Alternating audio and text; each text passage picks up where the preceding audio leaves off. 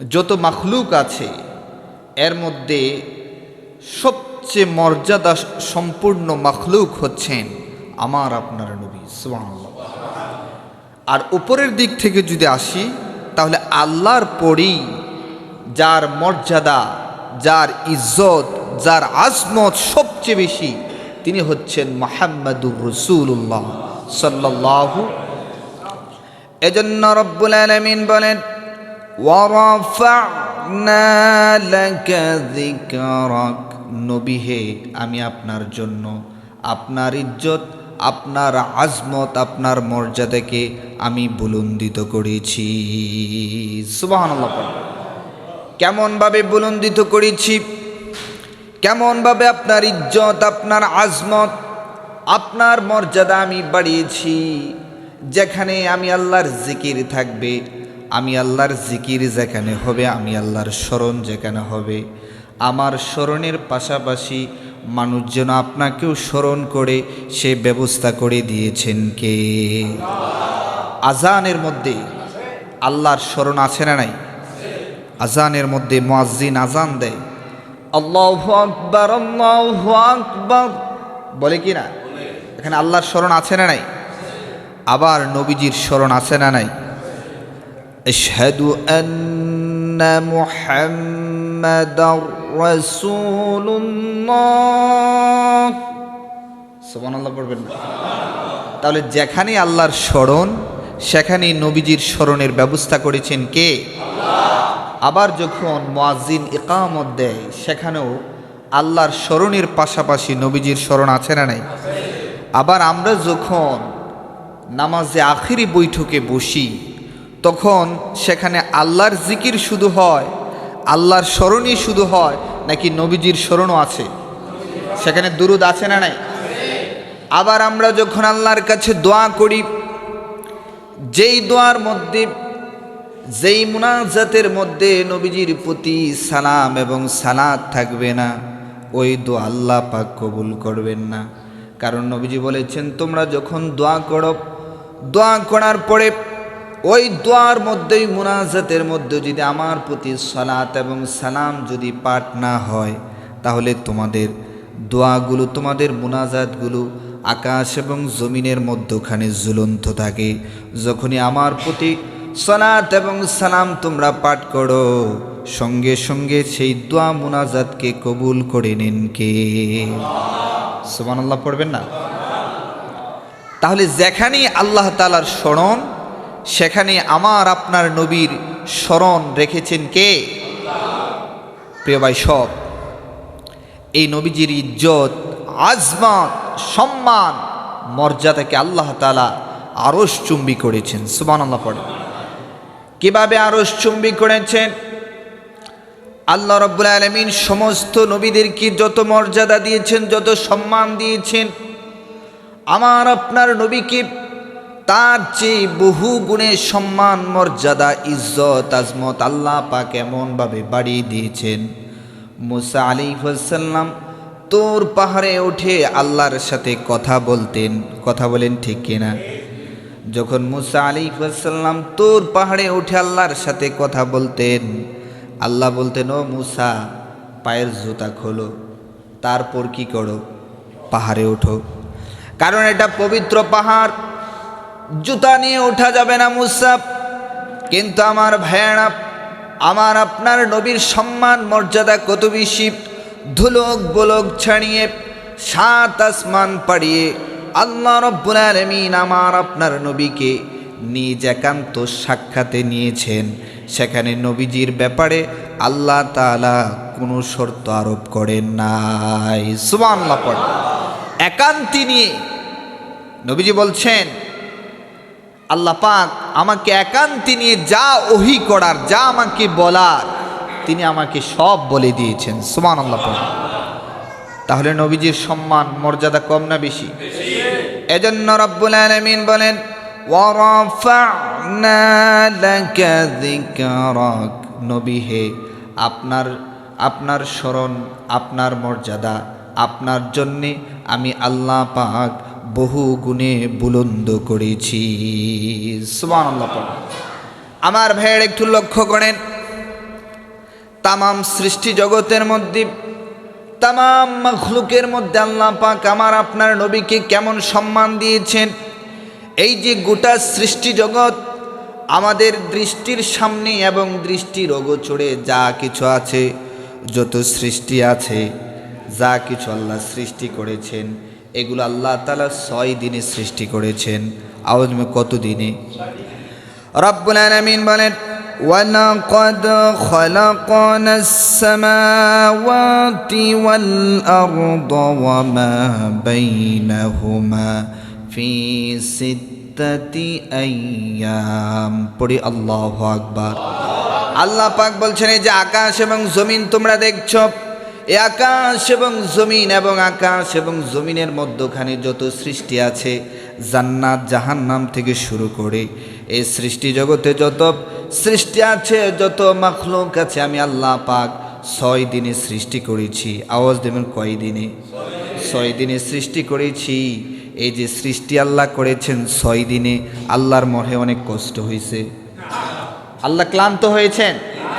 আল্লাহ পাক বলেন, এই যে আমি আকাশ সৃষ্টি করলাম, জমিন সৃষ্টি করলাম, জান্নাত সৃষ্টি করলাম, জাহান্নাম সৃষ্টি করলাম, এই যে পাহাড় পর্বত যা কিছু আছে তোমাদের দৃষ্টির সম্মুখে অথবা তোমাদের দৃষ্টির অগোচরে যত সৃষ্টি আছে, যত মাখলুক আছে, আমি আল্লাহ পাক 6 দিনে সৃষ্টি করেছি।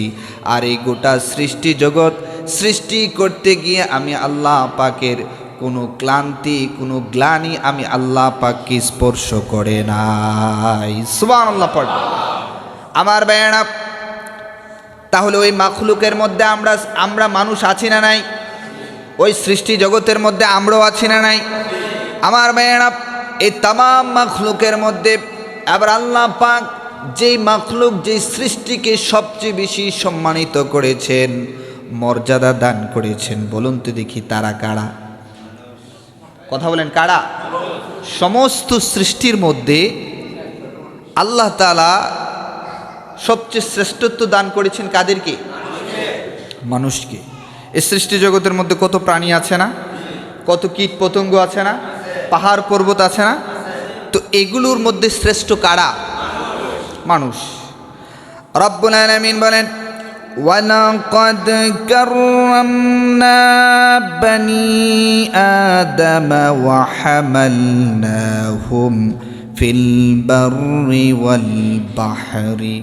আল্লাহ পাক বলছেন, আমি বনি আদমকে, আমার সৃষ্টি জগতের মধ্যে আমি বনি আদমকে শ্রেষ্ঠত্ব দান করেছি, সবচেয়ে বেশি মর্যাদা দান করেছি, এবং এই জলে এবং স্থলে চলার জন্য তাদেরকে আমি বাহন দিয়েছি, এবং এই সৃষ্টি জগতের মধ্যে তারা যেন সুন্দরভাবে পরিপাটিভাবে বেঁচে থাকতে পারে, এজন্য তাদের জন্য আমি পূত পবিত্র মর্যাদা সম্পূর্ণ খাবার তথা রিজিকের ব্যবস্থা করেছি। সুবহানাল্লাহ পড়। আমার ভাইয়েরা, আল্লাহ গোটা সৃষ্টি জগতের মধ্যে শুধু আদম সন্তানকে সম্মানিতই করেন নাই, মর্যাদাই শুধু দেন নাই, বরং ভালো ভালো রিজিকের ব্যবস্থা করেছেন। কথা বলেন ঠিক কিনা? এই গোটা সৃষ্টি জগতে সমস্ত প্রাণীকুল যত সেবা করে যাচ্ছে, সমস্ত সেবাগুলো মানুষকে কেন্দ্র করে করে যাচ্ছে। কথা বলেন ঠিক কিনা? এই যে গাছপালা, তরুলতা, এই সৃষ্টি জগতে যা কিছু আছে সব কিছু ভোগ করে মানুষ না অন্য কিছু? কারা ভোগ করে? আমরাই ভোগ করি। আল্লাহ পাক বলছেন, আমি এগুলো সব শুধু তোমাদেরকে সম্মানিতই করি নাই, আমার সৃষ্টি জগতে যা কিছু আছে সবগুলোকে তোমাদের অধীন করে দিয়েছি, তোমরা এগুলোকে নিয়ন্ত্রণ করতে পারবে, এগুলোকে তোমরা জয় করতে পারবে। সুবহানাল্লাহ পড়েন। এখন বনের বাঘ, সিংহ, হাতি, মহিষ, এগুলো কি মানুষ ধৈর্য নিয়ে এগুলো লালন পালন করে, নাকি এগুলোর ধৈর্য আমরা লালন পালন করি? তা এগুলো কি আল্লাহ তাআলা আমাদেরকে এগুলোর অধীন করেছেন, না এগুলোকে আমাদের অধীন করে দিয়েছেন? আমাদের অধীন করে দিয়েছেন। সুবহানাল্লাহ পড়বেন না? আমার ভাইয়েরা, তাহলে আল্লাহ পাক বলছেন, গোটা সৃষ্টি জগতের মধ্যে আমি আল্লাহ পাক আদম সন্তানদেরকে মর্যাদা দান করেছি, সম্মানিত করেছি। এই গোটা আদম সন্তানদের মধ্য থেকে আল্লাহ পাক যাচাই বাছাই করে লক্ষাধিক পয়গাম্বরকে, লক্ষাধিক পয়গাম্বর নবী এবং রসুলকে তিনি নির্বাচন করেছেন। সুবহানাল্লাহ। তাহলে আদম সন্তান সবচেয়ে মর্যাদাপূর্ণ, তাদের মধ্য থেকে আল্লাহ তাআলা যাচাই বাছাই করে লক্ষাধিক পয়গাম্বর তিনি নির্বাচন করেছেন এবং দুনিয়াতে পাঠিয়েছেন। কথা বলেন ঠিক কিনা? এই লক্ষাধিক পয়গাম্বরদের মধ্য থেকে আল্লাহ পাক আরো যাচাই করলেন, বাছাই করলেন লক্ষাধিক পয়গাম্বর তথা 1,24,000 মতান্তরে 2,24,000 পয়গাম্বরদের মধ্য থেকে আল্লাহ পাক আরও যাচাই করলেন, আরও বাছাই করলেন, পরীক্ষা করলেন এবং তাদের মধ্য থেকে তিনি এই লক্ষাধিক পয়গাম্বরদের মধ্য থেকে তিনি 313 জন মতান্তরে 315 জন নবী এবং রসুলকে তিনি নির্বাচন করেছেন। সুবহানাল্লাহ। রব্বুল আলামিন বলেন, ওয়ালাকাদ ফাদ্দালনা বা'দান নাবিয়্যিনা আলা বা'দ, আমি কতেক পয়গাম্বরদের উপর কতেক পয়গাম্বরদেরকে আমি আল্লাহ পাক মর্যাদা দান করেছি। সুবহানাল্লাহ। শুধু যে লক্ষাধিক পয়গাম্বর তারা সমস্ত আদম সন্তানদের মধ্যে মর্যাদাপূর্ণ, আবার তাদের থেকে আমি বাছাই করেছি 313 জন। আবার আল্লাহ পাক এই 313 জন মতান্তরে 315 জন পয়গাম্বরদের মধ্য থেকে, নবী রসুলদের মধ্য থেকে আল্লাহ পাক আরও যাচাই করলেন, বাছাই করলেন এবং তাদের মধ্য থেকে আল্লাহ পাক 5 জন রসুলকে সবচেয়ে বেশি সম্মানিত করলেন। সুবহানাল্লাহ। আমার ভাইয়েরা, শুধু এখানেই শেষ নয়, এই 5 জন রসুল থেকে আল্লাহ পাক আরও যাচাই করলেন, বাছাই করলেন। আরও যাচাই এবং বাছাই করার পরে আল্লাহ রাব্বুল আলামিন আমার আপনার নবী জনাবে মুহাম্মদুর রাসূলুল্লাহ সাল্লাল্লাহু আলাইহি ওয়াসাল্লামকে সবার উপরে সম্মান দিলেন। সুবহানাল্লাহ। তার মানে হচ্ছে, আবার লক্ষ্য করেন, গোটা সৃষ্টি জগৎকে আল্লাহ তাআলা 6 দিনে সৃষ্টি করলেন। গোটা সৃষ্টি জগতের মধ্যে আল্লাহ তাআলা মানুষকে সম্মানিত করলেন, আর সে মানুষদের মধ্য থেকে যাচাই বাছাই করে আল্লাহ তাআলা লক্ষাধিক পয়গাম্বর নির্বাচন করলেন। আর সেই লক্ষাধিক পয়গাম্বরদের মধ্য থেকে আল্লাহ তাআলা যাচাই বাছাই করে 313 জন অথবা 315 জন পয়গাম্বরকে আল্লাহ নির্বাচন করলেন। আবার সেই 313 জন অথবা 315 জন পয়গাম্বরদের মধ্য থেকে আল্লাহ তাআলা যাচাই করলেন, বাছাই করলেন। তারপর আল্লাহ তাআলা 5 জনকে শ্রেষ্ঠত্ব দান করলেন। আল্লাহু আকবার। আবার সেই 5 জনদের মধ্য থেকে আল্লাহ তাআলা আরও যাচাই করলেন, বাছাই করলেন। ফাইনালি আল্লাহ তাআলা সর্বশ্রেষ্ঠ হিসেবে যাকে নির্বাচন করলেন তিনি হচ্ছেন আমার আপনার নবী মুহাম্মদুর রাসূলুল্লাহ সাল্লাল্লাহু আলাইহি